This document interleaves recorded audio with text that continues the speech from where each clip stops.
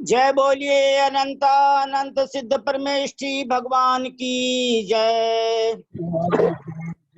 ओम नमः सिद्धेभ्य जय नमः सिद्धेभ्य जय श्री ओम नमः सिद्धेभ्य नमो अरहंताणम नमो सिद्धाणम नमो आयरियाणम नमो उपज्जायाणम नमो लोये सब्बसाहूणम नमः श्री वर्धमानाय निर्धूत कलिलात्मने सालोकानां त्रिलोकानां यद विद्या दर्पणायते।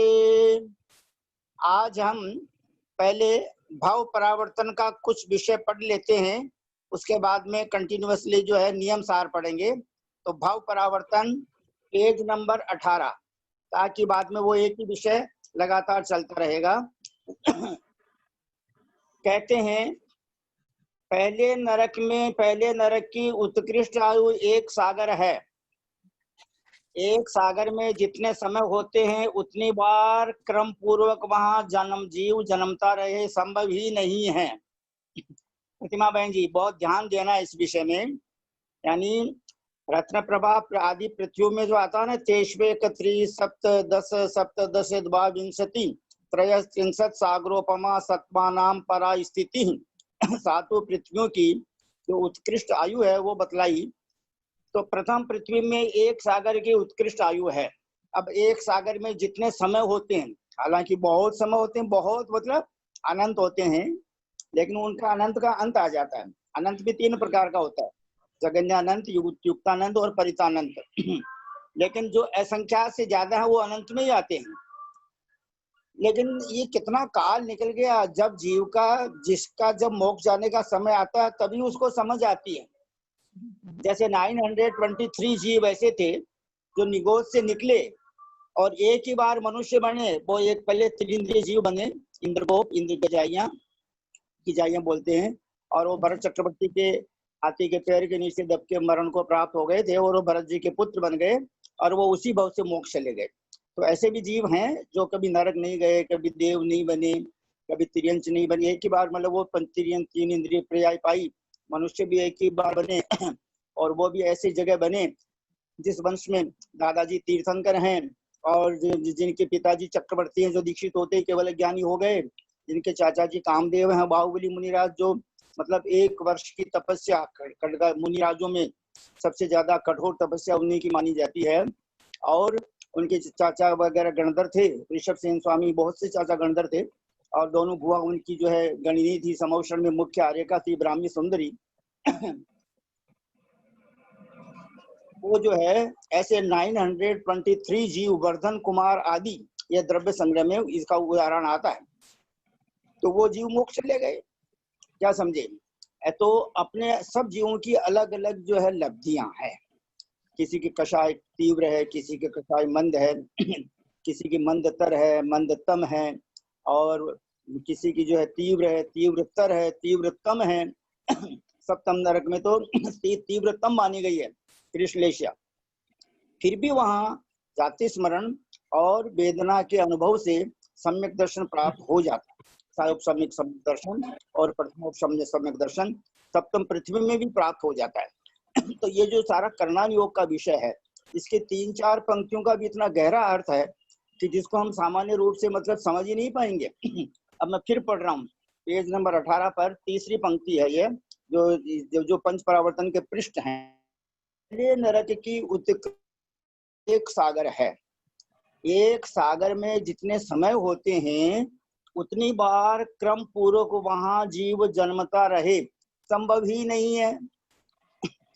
कभी नहीं जन्मेगा, कभी कहीं जन्मेगा, कभी कहीं जन्मेगा, नहीं कि कहीं है यहाँ पर, कभी कहीं जन्मेगा, कभी कहीं जन्मेगा। नरक से निकल करके कोई भी जीव वापस नरक में नहीं जन्मता, ये हमें नेमिचंद्र आचार्य महाराज बता रहे हैं। क्योंकि नरक से जीव निकल करके या तो सैनी पंचेंद्रिय तिर्यंच बनेगा कर्म भूमि में, या कर्म भूमि का मनुष्य बनेगा। मतलब नरक से वापिस नरक में गमन नहीं होता। नार के मरकर नार के नहीं बनता, नार के मरकर देव भी नहीं बनता। क्योंकि जो है देव बनते हैं सिर्फ मनुष्य और तिर्यंश, क्या समझे? देव मरकर देव नहीं बनते, और नारकी मरकर जो है विकलत्र भी नहीं बनता, और यानी एकेंद्रीय भी नहीं बनता। वो सिर्फ बनता है पंचेंद्रिय, वो भी सैनी ही बनता है, असैनी नहीं बनता। असैनी भले ही पहले नरक में जा सकता है, लेकिन वहां से जो है वो पाप की सजा भोग कर अब जो है वापस कर्म भूमि में आएगा। देखो, पाप का फल है नरक, पुण्य का फल है स्वर्ग, और धर्म का फल है मोक्ष। धर्म का मतलब रत्नत्रय, उसकी जब पूर्णता हो जाती है तो मोक्ष प्राप्त हो जाता है। और अधर्म का फल है निगोद, जो मिथ्यात्व है, जो बार बार वो इतर निगोद, शत्रुगति निगोद, इतर निगोद जो कहते हैं। तो इस प्रकार ये जो है कभी कहीं जन्मेगा, कभी कहीं जन्मेगा। This is our history, this is our story, मतलब that in past time where we have gone, कहाँ कहाँ जा चुके हैं हम लोग, क्या क्या कर चुके हैं। अब भी जिस जीव की भविष्य स्थिति का अंत आ गया उसको समझ में आएगा, क्योंकि जैन धर्म जगत वो आता है खरो धर्म जिनराज को। जिनराज का जो धर्म है खलु, वो तो खरो मतलब एकदम 100% सच्चा है। खरो धर्म जिनराज को, संशय नहीं लवलेश, इसमें थोड़ा भी डाउट नहीं है, संशय नहीं है। अब जहाँ की भवस्थिति घट गई, ताको है उपदेश। उपदेश उन्हीं को लगता है जिनकी भवस्थिति का अंत आ जाता है। जैसे समाधि मरण जिन मुनिराजों का होता है, तो वहाँ कहते हैं प्रतिक्रमण पाठ में गौतम स्वामी कि उक्कस्यण 2-3 भव गहनानी, उत्कृष्ट रूप से 2-3 भव में मोक्ष चला जाता है। जहन्य 7-8 भव गहनानी, जगन्य से 7-8 भव लेकर के मोक्ष चला जाता है। तो 200 मानु सत्ता 200 देवता दो, यानी देवगति से मनुष्य गति, फिर देवगति मनुष्य गति, ऐसे प्राप्त करके मोक्ष चले जाते हैं। जैसे 24 तीर्थंकर भगवंतों के जीवन चरित्र जब हम पढ़ते हैं उनमें यही सब वर्णन आता है। इसलिए सच्चा बुद्धिमान जैनागम में वो है, जैनागम के अनुसार जो सम्यक दृष्टि है और जो सम्यक ज्ञानी है। जो सम्यक दृष्टि होगा वो नियम से सम्यक ज्ञानी होगा, और जो उसको निर्वाण प्राप्ति पर्यंत लगातार बनाए रखता है, क्या समझे? निर्वाण प्राप्ति करा दे वो सम्यक दर्शन उसको यहाँ पर ज्ञानी बोला गया है। बाकी तो ज्ञानावरण कर्म के क्षोभम से जो ज्ञान होता है, उस ज्ञान का मोक्ष मार्ग में उतना महत्व नहीं है। यहाँ तो दर्शन मोहनीय कर्म के उपशम क्षोभम क्षय से जो सच्ची श्रद्धा प्रकट होती है, और उस सच्ची श्रद्धा के साथ जो सम्यक ज्ञान प्रकट होता है, मति ज्ञान, श्रुत ज्ञान, बुद्धि ज्ञान, मनत्रय ज्ञान, ये चारों सम्यक ज्ञान है, और चारों विभाव ज्ञान है। अब विभाव ज्ञान में यह सम्यक ज्ञान है। विभाव ज्ञान के 2 भेद हैं, सम्यक ज्ञान और मिथ्या ज्ञान, पहले नियम सारजी में आ चुका है। और स्वभाव ज्ञान है केवल ज्ञान। इसलिए उस ज्ञानावरण कर्म के उदय की अपेक्षा 12वें गुण सांतक सब अज्ञानी हैं। अब देखो, नरक से निकलकर कोई भी जीव वापस नरक में नहीं जन्मता, यह हमें नेमिचंद्र आचार्य बता रहे हैं। अतः उसे दूसरी पर्याय में जन्म लेना ही पड़ता है। भले ही वह अंतर्मुहूर्त की ही पर्याय धारण करे, पर करनी पड़ेगी उसको, तभी वह पुनः वापस नरक में जन्म ले सकता है। यानी नरक से नरक में जन्म नहीं होता, कहने का मतलब ये है। अब सोचें कि 10,000 वर्ष में कितने हम समय हो सकते हैं। 10,000 वर्ष के बाद एक सागर में जितने समय होंगे, उतने समय तक क्रम पूर्वक वह जन्म लेगा, तब जाकर पहले नरक की यात्रा पूरी होगी। वैसे आदरणीय ललिता बहन जी साहब के ज्ञान की हम इसलिए बार बार तारीफ करते हैं कि कितना सुंदर गजब एकदम जो शास्त्रों में सटीक लिखा है, वैसा का वैसा उन्होंने 100% वर्ड बाय वर्ड जो बोला है। और उनकी सुपुत्री का भी आप देखो, मेहनत देखो, उनके पुरुषार्थ देखो, कितना सुंदर इसको लेखन का रूप दिया है, वर्ड एक एक शब्द को लिखा है। क्रम पूर्वक जन्म नहीं होने से उस जीव की यात्रा गणना में नहीं आती। मतलब अन्य समयों में अन्यत्र जन्म हुआ, अन्य आयु को मतलब लेकर के, उसकी काउंटिंग इसमें नहीं है। इस तरह से करते करते दूसरे नरक की 3 सागर है ना, तीसरे नरक की 7 सागर, चौथे नरक की 10 सागर, 5वें नरक की 17 सागर, 6ठे नरक की 22 सागर, और 7वें नरक की 33 सागर प्रमाण है उत्कृष्ट आयु। अब उस 33 सागर तक यानी 10,000 वर्ष से शुरू करके उसके प्रत्येक समय में जन्म लेकर के मरण करके फिर 33 सागर की आयु पूर्ण करके नरक में तब एक नरक भव परावर्तन पूरा होगा। 33 सागर की आयु में प्रत्येक समय में जन्म मरण करें, 3 भव परावर्तन अभी बाकी हैं। एक नरक भव परावर्तन होगा और आचार्य बता रहे हैं ऐसे नरक भाव परावर्तन इस जीव ने ना जाने कितने अनंतों बार किए हैं। अभी तक ये तो सब किया, ये तो संसार में है, एक बार 2 बार नहीं, यहाँ पर तो बार कह दिया, यानी 1 बार 2 बार 10 बार 50 बार 100 बार 1000 बार 10,000 बार लाख 10 लाख करोड़ 10 करोड़ अरब 10 अरब है ना, अनंत बार ये किए हैं। अब आगे तिर्यंश भाव का परावर्तन, तिर्यंश भाव परावर्तन पढ़ा जाएगा, वो कल पढ़ेंगे। नियम सार पढ़ रहे हैं, नियम सार की गाथा मंगलाचरण। नमि ऊण जिनम वीरम अनंत वर्णान दंसन स्वभावम। निकालता हूँ, विजया बहन जी पढ़ो। वोच्छामिनियं सारं केवली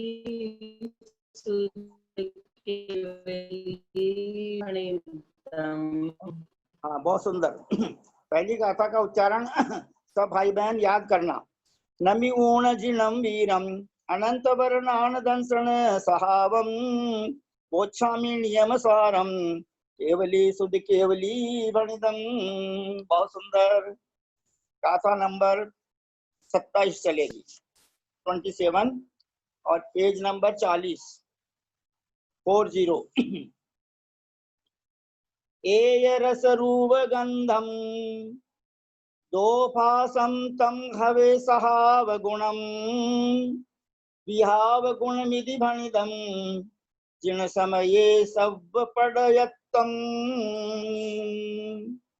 इस प्रकार ये गाथा नंबर 27 का उच्चारण हुआ और आज इसी का पहले वर्णन पूरा पढ़ेंगे, उसके बाद में सोनू बहन जी गाथा नंबर 27 का सबसे उच्चारण करवाएंगे, है ना, 3:30 के बाद में। अब यहाँ पर मैं इसका अन्वय अर्थ पढ़ रहा हूँ, पहले गाथार्थ पढ़ रहा हूँ, फिर आप हिंदी पद्यानुवाद पढ़ना और फिर सर जी जयचंद जी गंगवाल साहब जो है इसकी टीका पढ़ेंगे। ये जो है पेज नंबर 4040 पर नीचे देखिए अन्वयार्थ। यह स्वभाव और विभाव पुद्गल का कथन करते हैं। देखो जैसे स्वभाव ज्ञान और विभाव ज्ञान का कथन किया कहाँ पर, पहले गाथाओं में। स्वभाव ज्ञान केवल ज्ञान और विभाव ज्ञान सात ज्ञान, 3 तो अज्ञान, ज्ञान मारणा के 8 वेद हैं। तो नानम अट्ठवियप मदिसुद ओहि अनान नानानि मन पज्जय केवल मवि पच्चख परोक्ष भिव्यम च। यह द्रव्य संग्रह की गाथा है। ये विजया बहन जी ढोलिया साहब नागपुर वालों को पूरा द्रव्य संग्रह ग्रंथ याद है, बहुत बहुत धन्यवाद। सभी भाई बहन कुछ ग्रंथ कंठस्थ याद करें, ज्यादा नहीं। सोनू बहन जी आपका बहुत पुण्य है जो आप इस मार्ग में लग गए। हाँ सुनो, आप तो प्रैक्टिकल चारित्र में भी लग गए। जितना चारित्र आप पालन करते हैं ना, इस ग्रुप में बहुत कम लोग पालन करते होंगे। भैया जी की बात छोड़ दीजिए, वो तो पंचमूल स्थान वर्ती है, 7 प्रतिमाधारी हैं।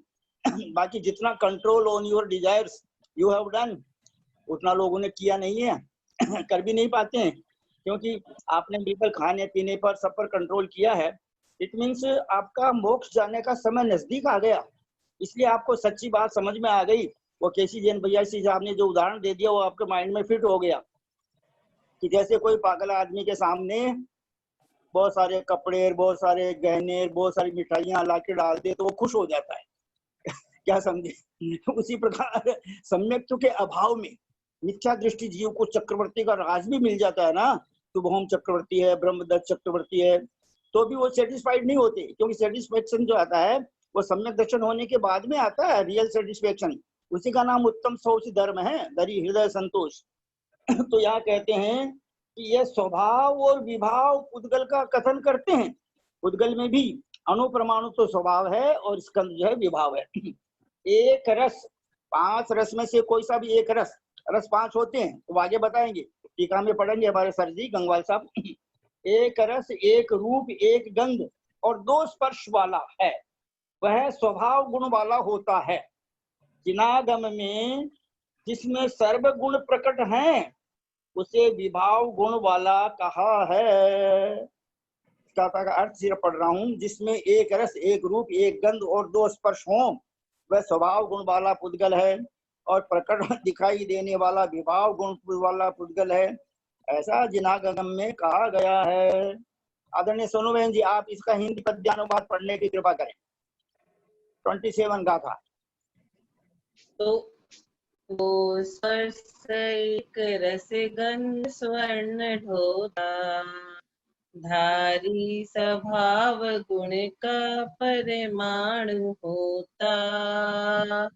स्पर्शादि निक गुण का जग स्पष्ट होता, धारी विभाव गुण स्कंद होता। बहुत सुंदर।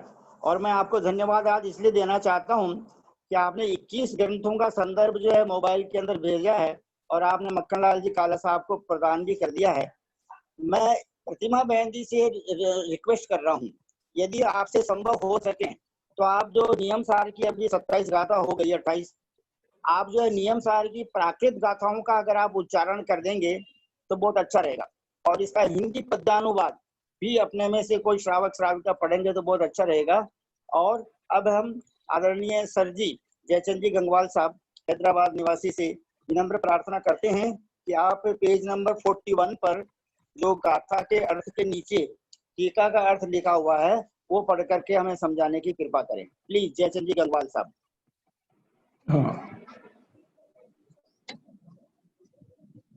जय जिनेन्द्र सभी को।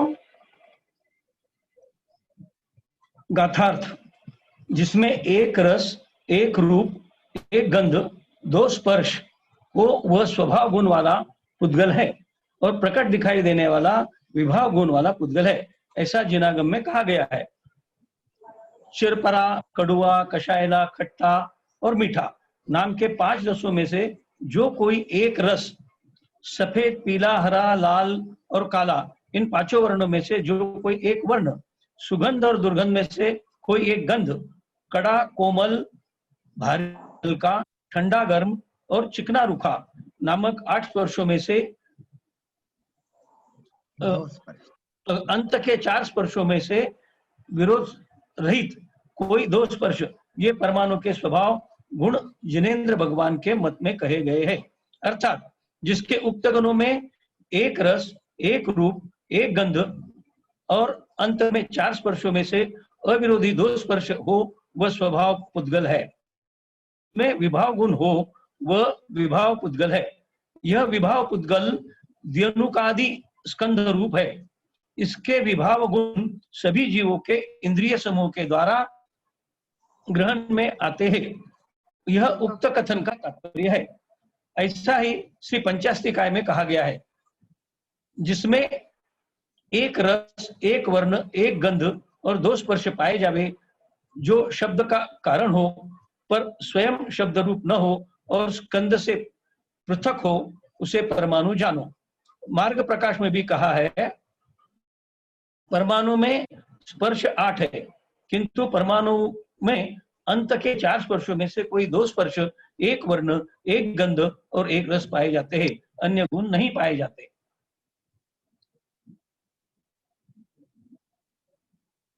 हो गया सर जी, बहुत सुंदर। इसके आगे और है सर? हेलो, आगे पेज 42। हाँ, पेज 42। उसकी टीका पढ़नी है क्या?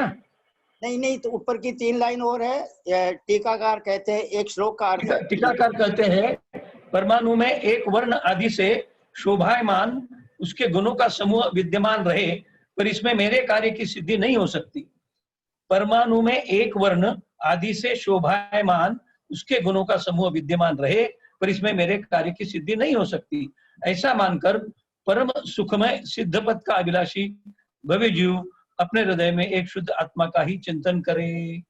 ये पद्म प्रबलधारी की विशेषता है जी। आगे आगे बाद में पढ़ते हैं।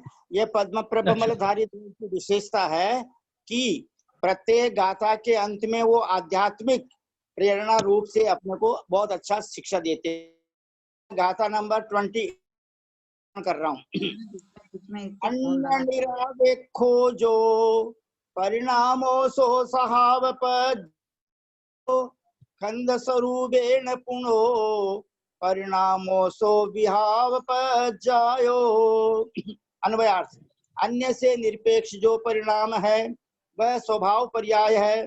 पुनः स्कंद स्वरूप से जो परिणमन होता है वह विभाव पर्याय है। गाथा का की अपेक्षा किए बिना जो परिणमन होता है वह स्वभाव पर्याय है, और स्कंद रूप जो परिणमन होता है वह विभाव पर्याय है। आदरणीय सोनू बहन जी, गाथा नंबर 28 का पद्यानुवाद पढ़ने के। पर्याय एक रति पर की अपेक्षा, स्वापेक्ष एक रहती पर की अपेक्षा। संधात्मिका परिणति जो विभावशाली, द्रव्यात्मिका परिणति स्वभाववाली। बहुत सुंदर। सर जी जयचंद जी गंगवाल साहब से निवेदन है कि टीका का अर्थ पढ़ने की कृपा करें। Page number 42। टीका अर्थ परमाणु रूप पर्याय पुद्गल द्रव्य की शुद्ध पर्याय है। परमाणु रूप पर्याय पुद्गल द्रव्य की शुद्ध पर्याय है। यह परम पारिणामिक भाव स्वरूप लक्षण वाली है। द्रव्य में पाई जाने वाली वस्तुगत 6 प्रकार की हानि और वृद्धि से युक्त है। अत्यंत सूक्ष्म है, अर्थ पर्याय रूप है और साधी तथा शांत होने पर भी परद्रव्य से निरपेक्ष होने के कारण शुद्ध सद्भूत व्यवहार नय का विषय है।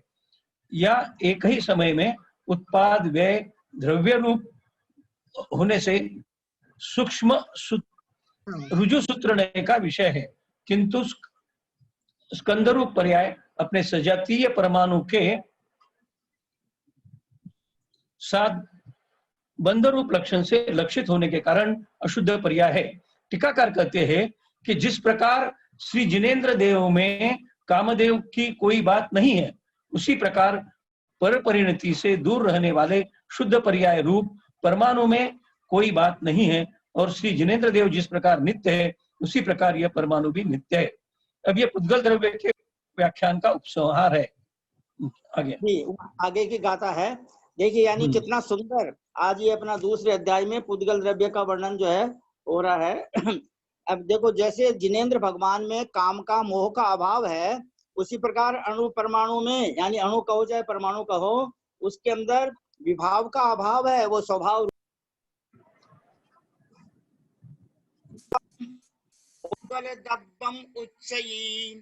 परमाणु निश्चयेन इदरेण ओगल दब्बोति पुनो ववदेशो हो दिखंधस।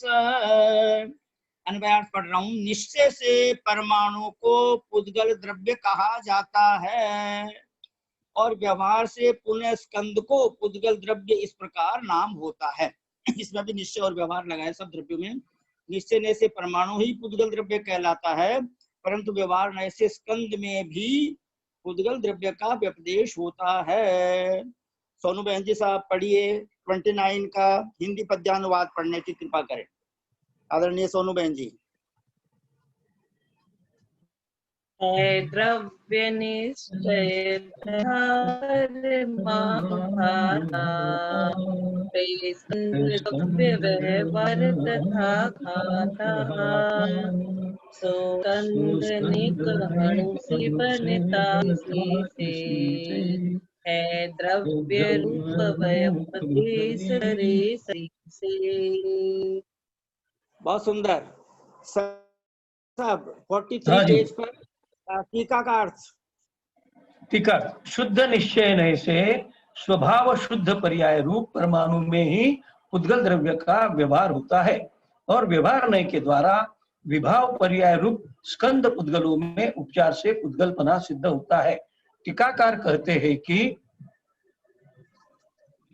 इस प्रकार जिनेंद्र भगवान के द्वारा प्रतिपादित मार्ग के अनुसार तत्वार्थ के समूह को जानकर तू चेतन अचेतन रूप समस्त पर पदार्थ को छोड़ और अंतरंग की निर्विकल्प रूप समाधि में लीन होकर पर से रहित चैतन्य के चमत्कार मात्र परम तत्व रूप निज शुद्धात्म तत्व का भजन कर। पुद्गल अचेतन है और जीव चेतन है। यह जो कल्पना है वो प्राथमिक पुरुषों के ही होती है। निष्पन्न दृढ़ अभ्यासी योगी नहीं होती है। योगियों की तो शुद्ध अवस्था होती है जहां इस चेतन पुद्गल द्रव्य में न द्वेष होता है और न सचेतन परमात्मा तत्व में अनुराग ही रहता है। बहुत सुंदर। अपने को सुबह जो केसी जैन भैया जी साहब समझाते हैं ना कि क्रोध मेरे में है ही नहीं, मतलब anger is not the nature of the soul. क्रोध जो है आत्मा का स्वभाव है ही नहीं।